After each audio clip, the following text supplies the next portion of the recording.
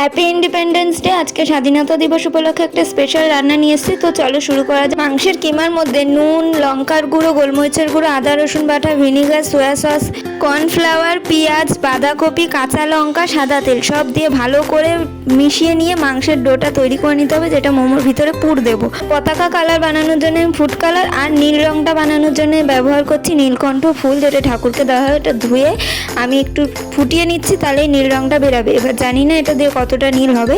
তো চলো, সবার আগে বিরিয়ানি কালার দিয়ে বানিয়ে নিয়েছি orange colour, green food colour দিয়ে বানিয়ে নিয়েছি গ্রিন কালার, সাদা তো ময়দা এমনিই সাদা, আর এখানে নীলকণ্ঠের রসটা দিয়ে নীল কালারটা বানিয়েছি। এগুলোকে ছোট ছোট লুচির আকারে বেলে নিতে হবে, তার মধ্যে পরিমাণ মতো পুর দিয়ে ভালো করে নিজেদের পছন্দ মতো ডিজাইন দিয়ে দিতে হবে। ছিদ্র করা বাটির মধ্যে তেল মাখিয়ে মোমোগুলো সাজিয়ে 15 মিনিট ঢাকা দিয়ে ভাপিয়ে নিলেই মোমো তৈরি হয়ে যাবে। আমি স্বাধীনতা দিবস উপলক্ষে মোমোটাকে পতাকার কালারের বানিয়েছি, তোমরা নর্মালি বানিয়েও খেতে পারো। তো আজকের মতো টাটা।